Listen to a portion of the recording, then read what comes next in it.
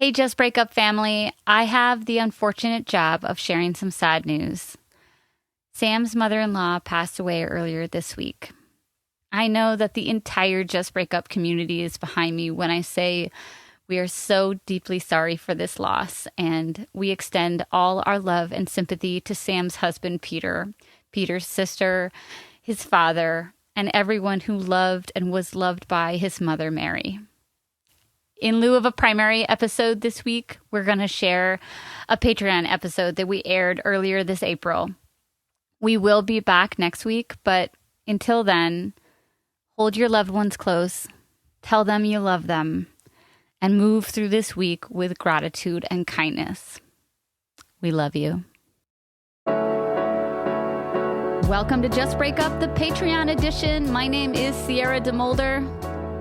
And I'm Sam Blackwell, and this week we're going to talk about gaslighting. Gaslighter. Sorry, I had to do it. This is a Dixie Chicks song. This is so now good. A Dixie Chicks Stan podcast, so if you're not into it, then see yourself out. Yeah. I was really sad when they delayed their album. I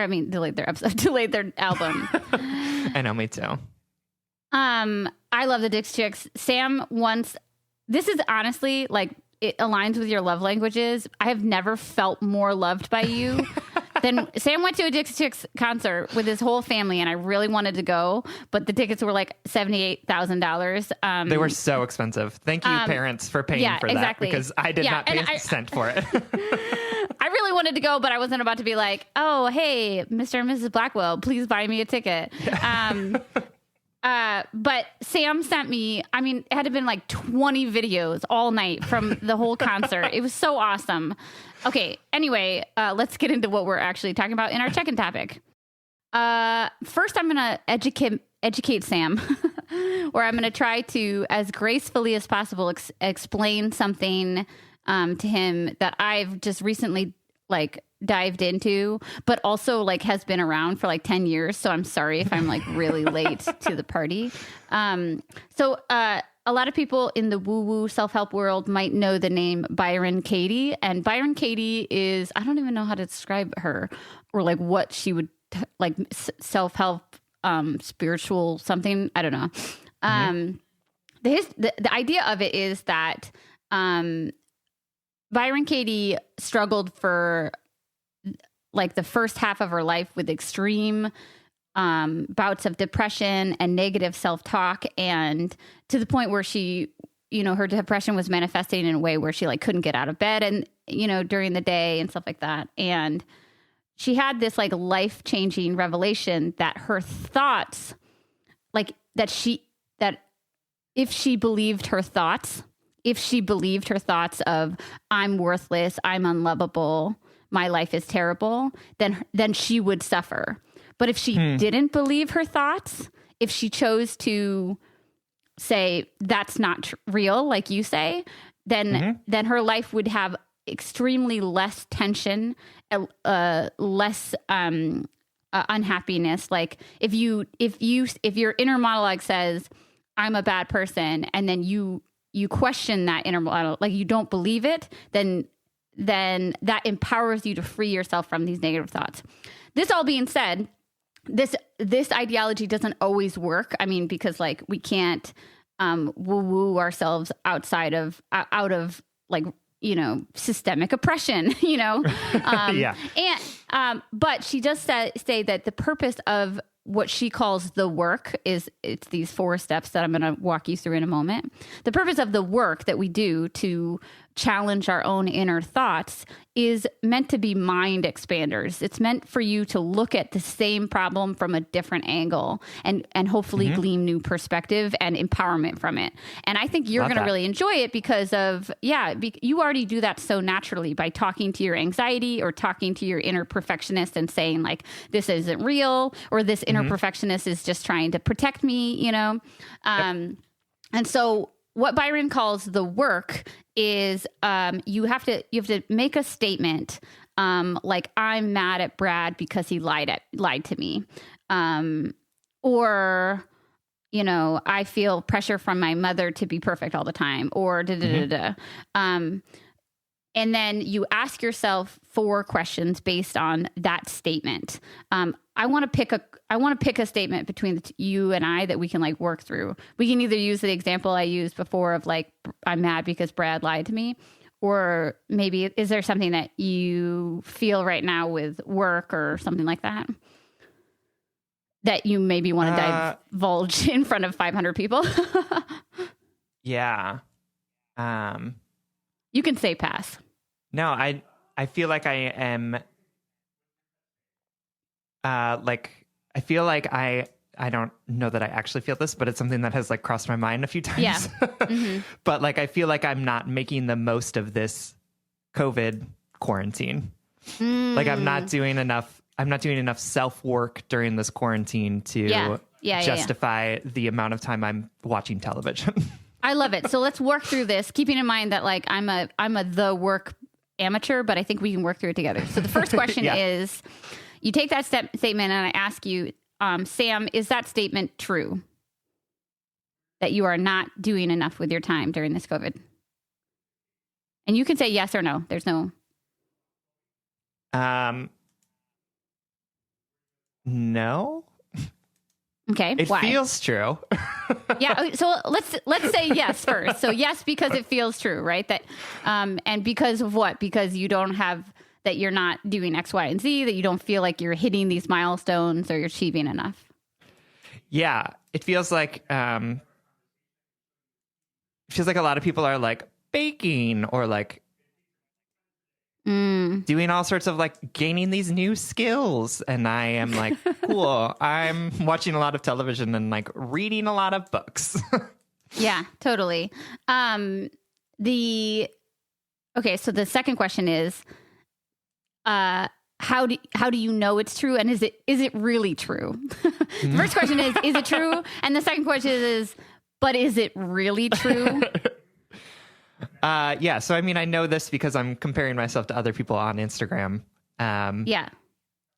Which is not, really an actual factual way of comparing myself to other people. Right. So, no, it's not really true, although your emotions are still there. Yeah. Question 3 is, how does it make you feel? How do you feel physically? Like maybe you can describe it to me when you believe this thought. Not great. I experience a lot of tension, which I tend to hold in my solar plexus, which gives me a tummy ache. So really not great when I'm like, oh God, I'm squandering this time. And how do you feel about yourself? Not great. Feel like a loser, or like I'm this hippie woo woo self-help, make yourself person on the better. internet. Yeah. My job literally is to like help people work through this shit. And here I am feeling bad about the fact that people are making bread on Instagram. So not great. Yep. And then this fourth question is, how would you feel if you didn't believe that thought? How would you feel if you so didn't? Much better. Yeah. Tell me, what would it feel like? Explain it to me. Because then I could just do things that actually make me feel better, which is watching TV and reading right now and sleeping. Yeah. So yeah. And also, how would you feel about yourself? Like as a human being, your merit, if you didn't believe that you weren't doing enough, how would you feel about yourself?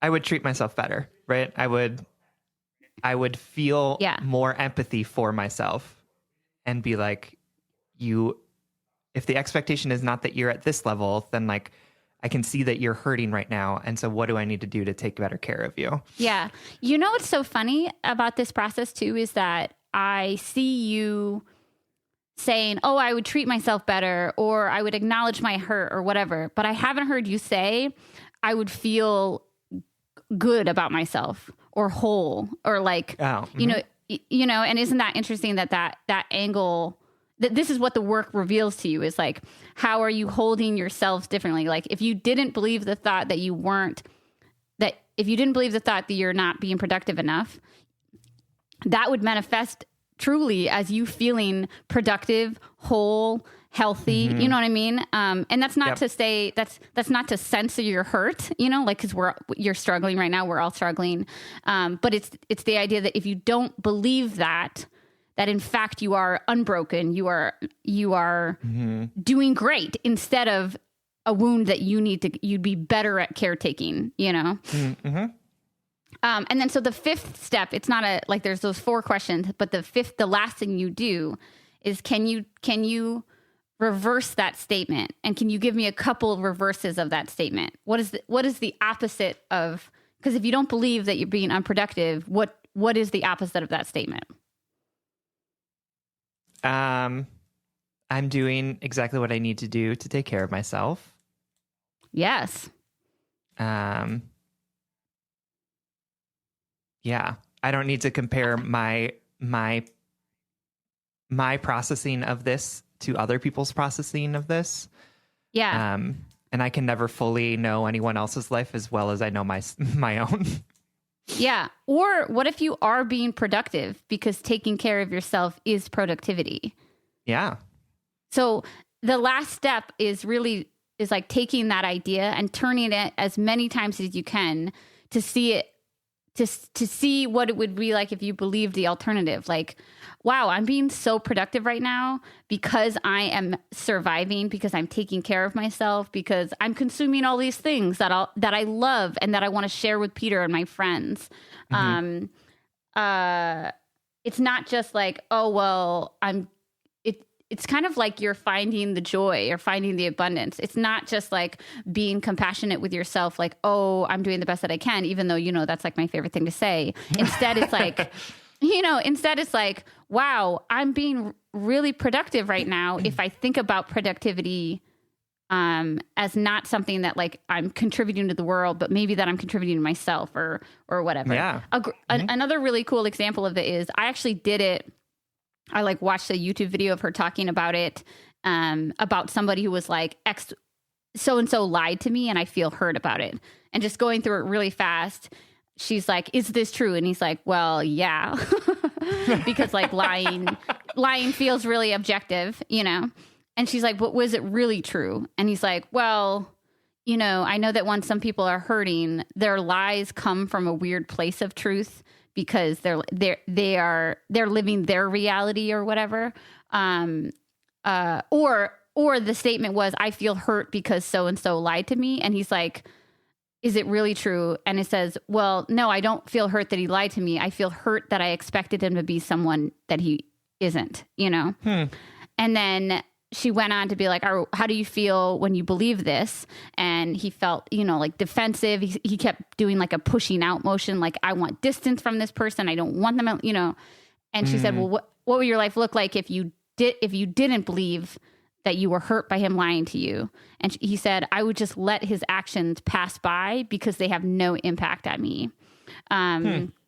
Yeah. And this one's hard because like Willow and I talked about it, like it's hard because lying feels so like cut and dry. But again, think of it as like brain expanders. Cause then she went on to say, well, what's the opposite of you're frustrated because so-and-so lied to you? And the guy was like, well, I lied to myself. I lied to myself the expectation that I, that I could expect of this person or whatever. And she said, yes, that's true. But another way to turn it is that this person told you the truth. And he was like, wait, what? And she's like, well, their version of reality, like this is the truest version of them, the liar, right? And I think about that in terms of like my last relationship where the person kept cheated on me and lying to me. And I was the one that kept being like, yeah, right? I was so hurt that he kept lying and cheating on me, instead of seeing that was his truth. It's not like I couldn't leave him because I couldn't accept that to be true, right. That like, yes. That there was like this, that I wanted my version of reality to match his reality. Right. Instead of, acknowledging a separation between the two. And I thought that was really interesting. Yeah, go ahead. Not that his lies aren't lies, but that he's telling you the truth about himself, which is that he is a person who lies. Exactly. And that was hard for me to realize, or like the lie thing was hard for me because I was like, how can a lie be not true? You fucking lied to me. You told me you bought me a Christmas present and you didn't, you know? Right. You told me you just slept in the same bed and it wasn't that. Right, exactly. But instead, it's the idea that like he told me the truth. He told me exactly who he was. And it makes me think of like the Dixie Chicks covered that song Fly, and I don't remember the original. And I love it so much. And it was like my breakup anthem because a line in that Fly, it's a song called Fly, is there's no talking to this man. He's been trying to tell me so. Meaning, you know, like the whole breakup, the song is about like, the song is about like, you know, he doesn't want to be with you. He like, you have to end this relationship. You need to tell yourself, you know, whatever. So I love the line of like, there's no talking to this man and he's been trying to tell me so, because like in his actions, he's been telling me all of his truth and I need to accept that as true instead of trying to mash our two realities together. Anyway, so that's Byron Katie. It's called The Work. She actually has a million really fantastic, great examples online on her website. Some of them are like, you know, 35-minute videos for one question, but she does a really good job of taking that tension and like, or that painful experience and turning it around until you can maybe find some like an empowering angle at it. I thought it was really interesting. Anyway. I love that. Thanks. Yeah, I think you would really enjoy it. Like maybe check out her website sometime that you're feeling unproductive, which is impossible. Like you are productive. You're a human being, you know? Right. And also this like idea of productivity is the product of capitalism. So yeah, I think it's interesting though, that in that turnaround system, you didn't say, I'm doing a great job. You said like, I'd be more understanding of myself that I'm, you know, instead of being like, well, if you didn't believe you were failing in the first place, what would that look like? Yeah. Anyway, sorry to dig up all your shit.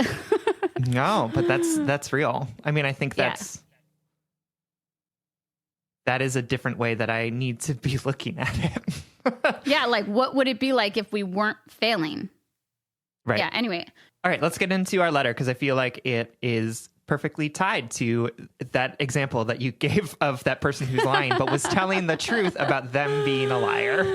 I'm so glad I brought that up. I'm so glad you like it. Like, because this whole week I was like watching her video, Byron Katie's videos and like ruminating on my own life. And I was like, I can't fucking wait to talk about this with Sam. All right, go ahead. I love it. All right. So this letter comes from Free From the Bullshit, who is writing from London.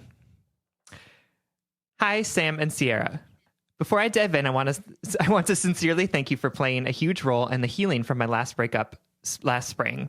I am a happy, healthy-ish single gal, thanks to you guys and my therapist. So, whilst I could probably write 50 separate letters on the man-child of an ex, I've made the choice to move past a lot of the shit and let it go. But I just wanted to seek some advice regarding the topic of gaslighting.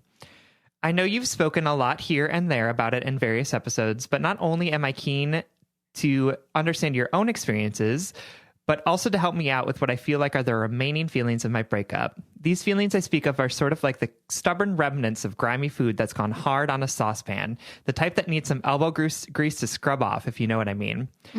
For context, me and him, thanks Sam for that one, not everyone deserves the honor of their name said out loud, eye roll.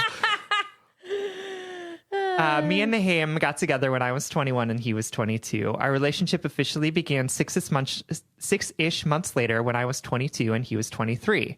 I am soon to be 25, and we ended up staying together for just under 2 years. It was both our first and only ever serious relationship. We began like all young couples, completely in awe of each other, and spent pretty much all of our time doing exciting things, having fun and living our best lives. We would often make jokes of how we felt like a power couple, problematic, I know, and we truly enjoyed being what a perfect match we seemed to be. Whilst we were honestly quite clueless, I do feel at peace and not guilty to admit that I can now look back at the first year of the relationship as quite sweet and loving.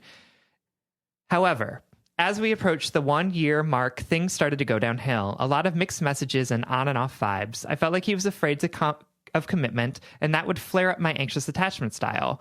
We would bicker, then make up and forget about it. A horrible cycle of uncertainty. He felt incredibly wishy-washy, and it was hard to navigate. All of our friends and family still held us in high regard, and I sort of felt like I was pretending everything was fine. It's only 10 months after we've broken up, and I'm able to share certain feelings with friends. Why is that, you ask? Well, it turns out my reality and experience of this relationship drew me to the conclusion that I was gaslit the shit out of. Honestly, like WTF, the further I get away from this period of time, the more evident it seems. I spent a lot of the last 6 months of the relationship feeling like he didn't love me, scared he wanted to break up, and feeling constantly not good enough. I was still trying to maintain my outgoing, extroverted, fun-loving self that I once was, but this man-child was grinding me down.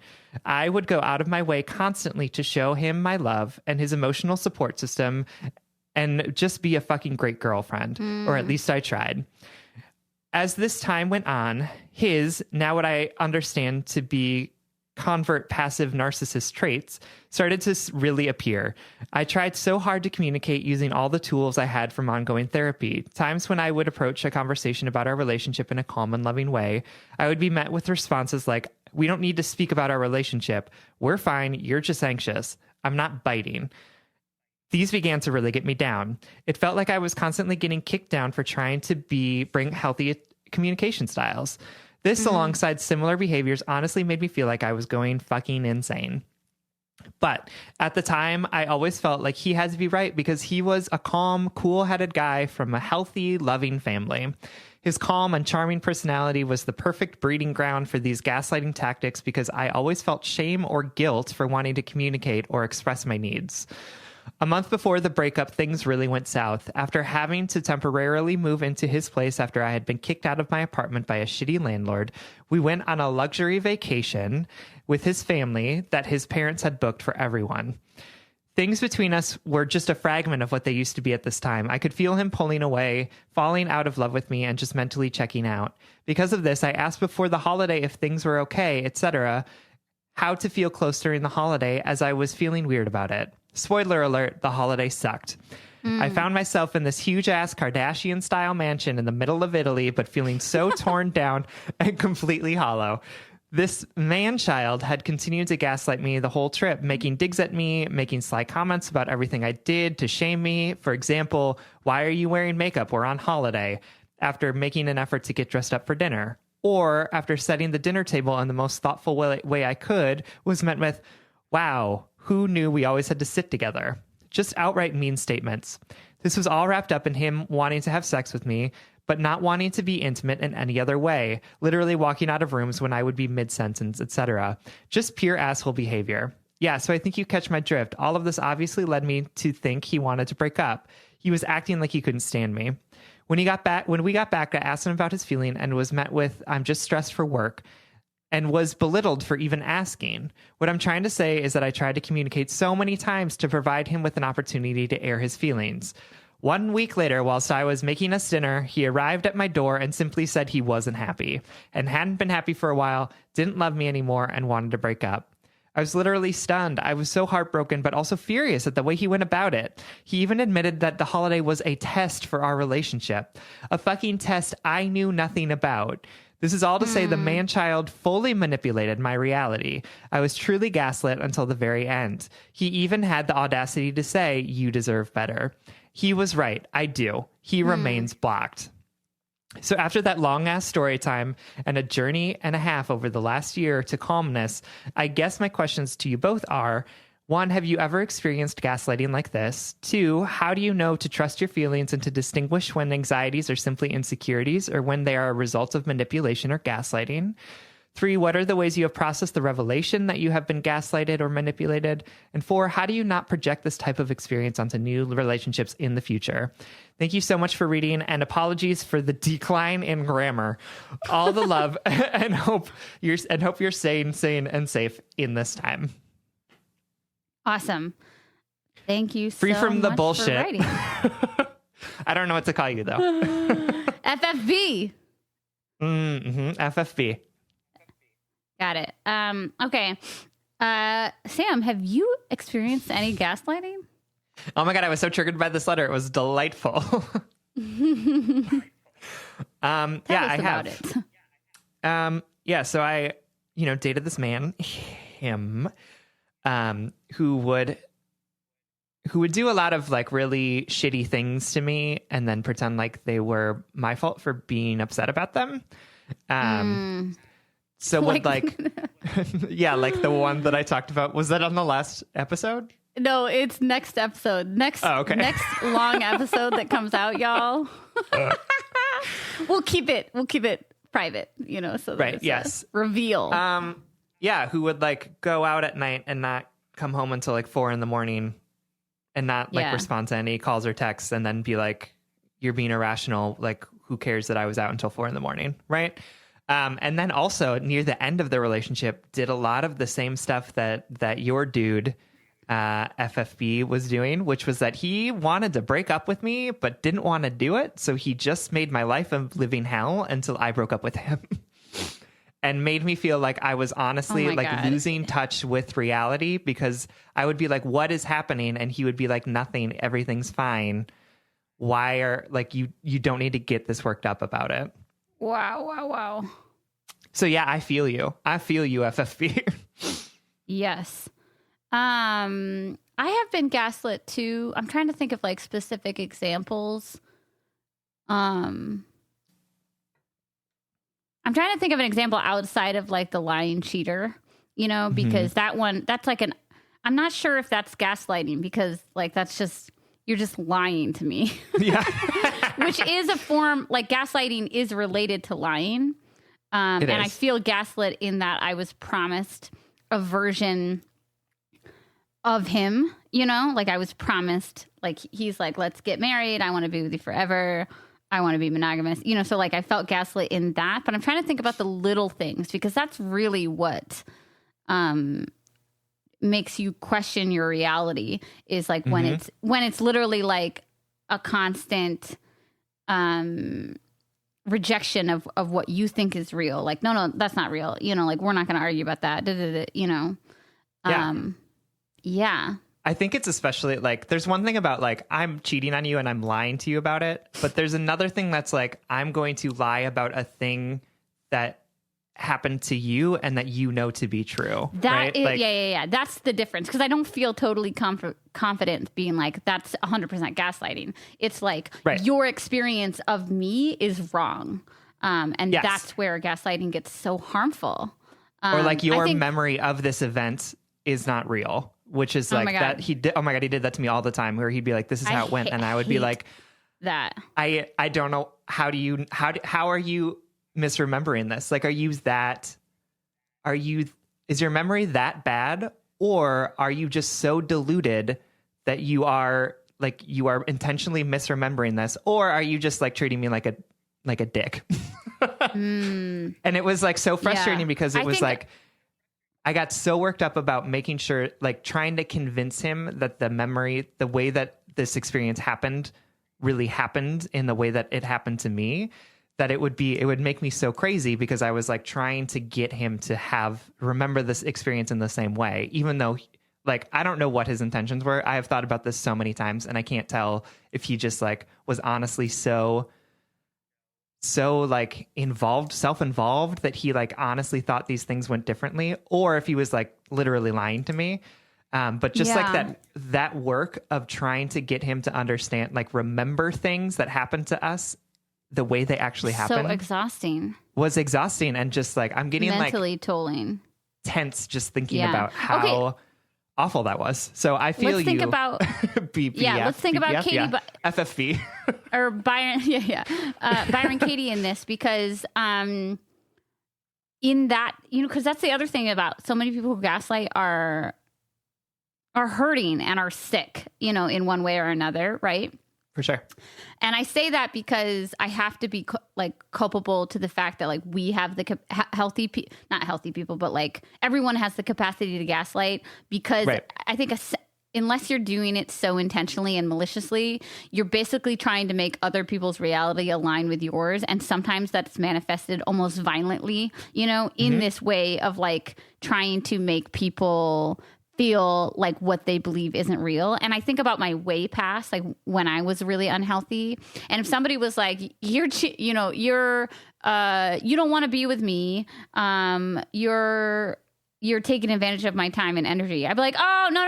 Like I would want to like push against that because I wouldn't want what they're saying to be true. And I wouldn't want to be accountable to it. Not in like I'm an evil genius, but in like that I didn't have the tools and skills or capacity or desire to deal with my own shit, to be like, you're right. I am taking advantage of you. I should stop. I should stop. Like I didn't want to back then, but now I'm like, oh, let me just dig through all my shit. Anyway, just saying that to be accountable. And to anybody who out there is like, oh fuck, I've done this. Well, that's just for sure. And I have like, human. I have done it too. And there's like, but there are also like things that I've learned about how to handle that too, to be like, right. Oh yeah, I'm sorry. Like I understand, like I respect that that's your perception of how things went. And I'm sorry that I made you feel that way. And so like, how can we move forward in this? Right. Like that's at least acknowledging that like your reality isn't the reality of that other person. Yes. Well, yeah. And so connecting it to the Byron Katie thing is like,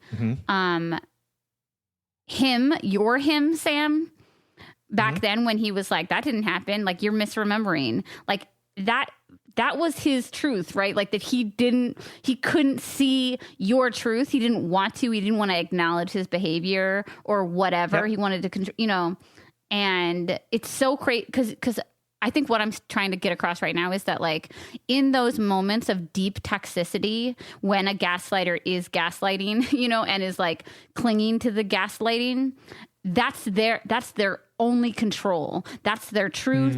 That's the church that they pray to. You know what I mean? Like that act of manipulation is what's allowing them to maintain their own small level of control over all of that crazy toxicity bubbling up inside them. And that's their fucking truth. And that's sad.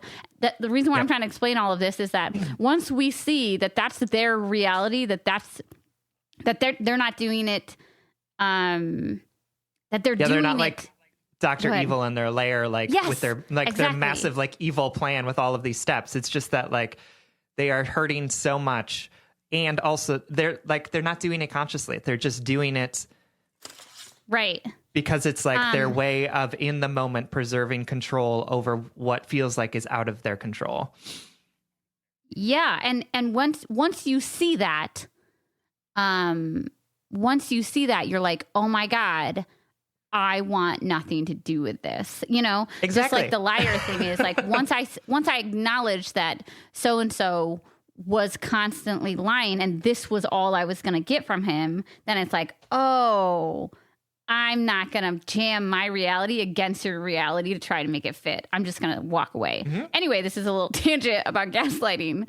But like, and that's also what I had to learn by the end, like, was that his version of reality was different than mine. And I can't explain why it was different or whether or not that was intentional. Right. But I just had to realize that there was nothing I could do to get him to see my version of reality as real. God.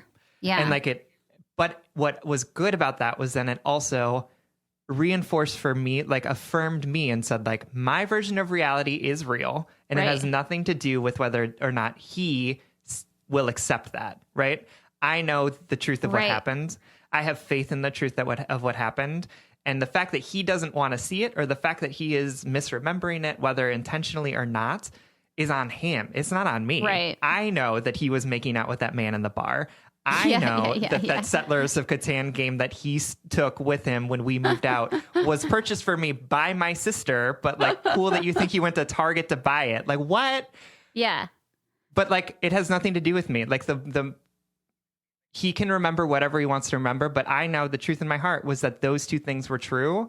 And it has nothing to do with getting him to acknowledge or validate that truth, because like, I don't need it. I have it.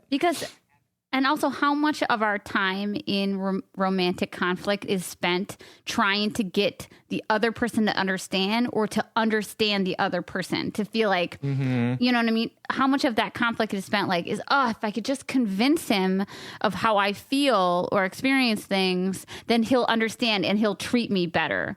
But instead, this is their world. These are their rules. They're playing by a different game. Another thing Byron Katie said, that's just totally unrelated, Sam, but also related, and just a quick aside, is that she talked about how, like, in marriages, like, you and Peter might be married to each other, but you have two different marriages. That you have your marriage to Peter, and Peter has his marriage to you. And that even though it's the same thing, and relationships, right? Like, we think that you are building something, right? Like, you are building a life together or whatever, and you're both contributing. But your marriage is separate than his marriage, and that they're operating with different rules. Isn't that interesting? It is. Anyway, so this is to say, Gaslighter is operating in different rules than yours, FFB, and now you're like, bye, fucking peace the fuck out. What are the questions? The questions are like, how the fuck to deal with this, how to move on and not bring it to somebody else. Yeah, like, how do you trust your feelings? So FFB, I want to say that, like, your feelings throughout this whole process were like 100% spot on. So, like, I want to affirm you in that. like throughout your letter, you were like, I wasn't feeling it. Felt like he was pulling away. Like, things were weird. And like, he didn't acknowledge that. Right. But your instincts on that were 100% spot on. Right. Like, you could tell he was pulling away. You could tell he was being emotionally distant. Like, all of those things that you were perceiving were 100% real. And I hope what you take out of this experience is that you can trust yourself in those moments when you're feeling like, this doesn't feel right. Like, this isn't working for me. Because you felt the right things, like, you felt the reality, and also you did things to try and, like, bridge that gap. Right. I mean, if we were having two separate marriages at any given time, right, then the important thing is that we need to be talking to each other about, like, the experiences that we're having within those two marriages, so that we can at least, like, bring as much of them together as possible. And it sounds like you were trying to do that, and this man-child, as you call him, wasn't willing to. So, like, all of your understandings and all of your instincts in this moment were right. So, like, how can you, I want to affirm that in you so that you can begin to trust those feelings and those instincts more and more. Yeah, and I have a question for you, Sam. Like, moving forward, when I think about recovering from intense times of abuse that, often, like, recovering from that one relationship that, I'm talking about, that, like, took me, like, several years to actually fully mentally, like, catalog and process. I found that I felt, and this goes into FFB's question, I found that I felt incredibly sensitive in later relationships, like, oh my God, I'm being gaslit right now. And then I was like, oh wait, am I being gaslit? Like, or do they just have a different understanding of something than I do that is not malicious? Because yet again, always there's two marriages, there's two different realities. Like, how do we move forward? And I'm sure you felt this way with him, like, how to move Absolutely. On. Like, how do we advocate? Because it's really about self-advocation, right? Like, how are we advocating for ourselves, empowering ourselves to feel like we're trustworthy, that our experiences are trustworthy, but also how do we navigate when a not malicious person has a different experience than us, because that's bound to happen. And it is bound to happen. And I think it's super important to call that out. So, like, I'm really glad that you did, because I think it's important to understand that other people have different perceptions of reality. And not everything is gaslighting, or gaslighting is on a scale, Absolutely. Yep.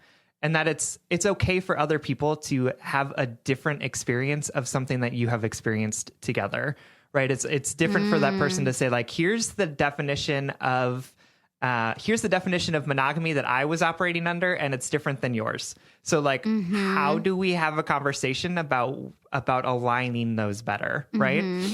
Which is not to excuse cheating, right? But it is to say that, like, there are different if we are all operating with different understandings and different definitions of things that might feel universal when they're absolutely not. And so I think for me, what I had to do was learn to talk about my experience as my own experience and to say to my partner, this is how I experienced this thing that just happened. Right. This is the story I'm telling myself. Right. Right. Like, I know that this is probably not your intent. I know that this is like, was maybe accidental, but here is how I perceived and felt that. I want you to know that so that you can understand like how your actions are having this repercussion on me. And then listening when they said, that's not what I meant, or I experienced that differently. Like, I'm sorry. Like, Peter and I have these conversations all the time with like, you know, with a friend says something and he's like really worked up about it. And I'm like, here's how I think that friend may have meant what they said. And coming to like an understanding of like our different perceptions of what happens are different, but that doesn't make any of our perceptions of what happened less valid, right? Does that make sense? And then, yeah, totally. And also it's for FFB moving forward. It's knowing, is this person doing the underlying foundational, like, are they treating me with a foundational underlying respect, love, and kindness that I know I deserve, even if we have a disagreement? Because that's the difference. Sure. That's where the man-child failed, where he's being petty and mean and malicious, like, and making you feel like second. He was doing all of that because he was unhappy and he wanted you to say, fuck you, I'm out. But instead he was like doing the long game, you know? And so it's like exactly what Sam said, which is like learning how to communicate your experience lovingly, respectfully to yourself and others, listening to other people's experience, but then also being able to like bolster all of that with that self-love, self-respect, knowing like what you deserve, right? Because a disagreement between two people who respect and love each other looks a lot different between an abuser and their partner. For sure. You know? Yep. Absolutely. And I think that as you move forward, any person that's not willing to do that with you, any person that's not willing to show that level of vulnerability and share what their experience is and try and actively understand yours is not someone that you want to be with. Right. And it's like Brene Brown talks about in her book, right? Like, if the person is not in the arena with you, then they're not worth your time. And so if someone's showing up with all of their armor on, being like, everything's fine, don't talk to me, like, I don't want to demonstrate any vulnerability, then they don't get the joy of being vulnerable with you. They don't get to experience that. And so like, if you are in a relationship, that is something that I had to learn. If I was in a relationship with someone where I felt like I couldn't be honest about my experience and like have them see it, if not fully understand it, just like see it, then I couldn't be in a relationship with that person. Like, it was not going to work. I think that's really a great analogy to bring into this, the arena, like what the man-child was saying, like, oh no, we're fine, like not validating that experience. Because you can also have a disagreement between experiences, and the one person can say, oh, that doesn't bother me, and then you're like if I was like, oh my God, I'm really upset by this, and then you said, well, that doesn't bother me, like, I need to know that that's not a dismissal of mine, you know, like maybe you could acknowledge it and say like, yes, I see that you're upset, but I also have to recognize that my understanding of reality, my experience is not impacted or defined by other people's experience. For sure. Yeah. Yeah. And saying to your partner, this thing really bothers me, and having them say like, I didn't even know I was doing it, sorry. Yeah.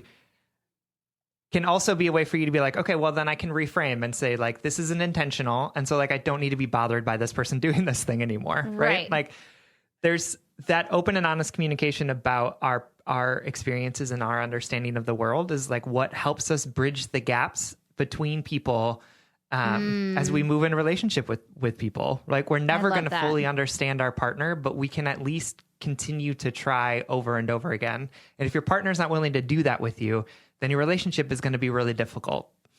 Yes, totally. I agree. and FFV, we're sorry that this happened to you. We're really glad that you're out of that situation and now reflecting and doing the awesome thing. Like it's a lucky thing to do, self-reflect, to look back and learn from our past. And we're confident that you're gonna be able to protect, believe, and empower yourself more moving forward. Absolutely. We love you. Thank you so much for writing. We love you. All right, friends. Thank you so much for subscribing, for supporting us on Patreon. You make this possible for all listeners to listen to. Yeah. Sam and I are going to be doing another live stream show at some point in the future, so stay tuned for that. Yeah. Any other announcements? I don't think so. Okay, cool. All right, friends. So remember, you have the right to live and grow free from things like gaslighting or other toxic behaviors. All human beings have that right, and so do you. You deserve more than being an emotional punching bag, and you can trust your own reality. You know what you experienced and felt. No one can take this power away from you. And all loneliness or discomfort is infinitely better than this form of abuse. And if all else fails, just break up.